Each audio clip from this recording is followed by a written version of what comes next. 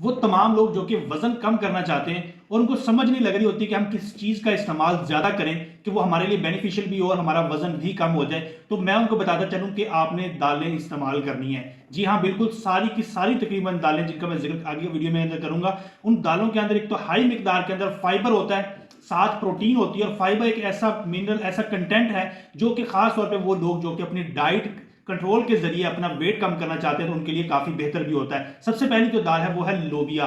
ये एक ऐसी दाल है जिसके अंदर प्रोटीन कंटेंट तो होता ही होता है, साथ फाइबर भी मौजूद होता है, जिसको आप सलाद की सूरत में या सूप के अंदर डाल के किसी भी तरीके से आप इसको इस्तेमाल कर सकते हैं, जो कि आपकी वेट रिडक्शन में काफी हेल्पफुल साबित होगा। दूसरे नंबर पे है चने।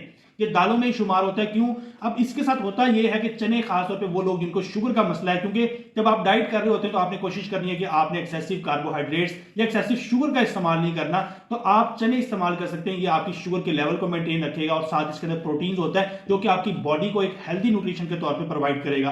तीसरे नंबर पर जो चीज है वो है मूंग मसर या कोई भी दाल अगर आप इस्तेमाल करते हो तो उसके अंदर एक हाई मिकदार के अंदर फाइबर ही होगा और साथ प्रोटीन भी होगा जो कि आपके वजन को कम करेगा। इसके अलावा आप सलाद पत्ते वगैरह, सलाद के पत्ते या ग्रीन वेजिटेबल्स वगैरह कोई भी अपनी डाइट के साथ और इन दालों के साथ इस्तेमाल कर सकते हैं, तो ये आपको एक ऐसे मिनरल्स, ऐसे विटामिन देगा जो कि आपको बाकी चीज़ों से एक जो हाई कैलोरीज के साथ, हाई कार्ब्स के साथ या हाई शुगर के साथ मिलेंगे। तो कोशिश करें कि आप इस तरह की जब चीज़ों का इस्तेमाल करेंगे हाई फाइबर कंटेंट का, तो आपको वेट रिडक्शन में तो हेल्प होगी होगी, साथ आपकी बॉडी का वेट जो गेन भी होगा वो एक हेल्दी वेट गेन होगा। वीडियो अगर अच्छी लगे तो वीडियो को ज़्यादा से शेयर कीजिएगा। शुक्रिया, अल्लाह हाफिज़।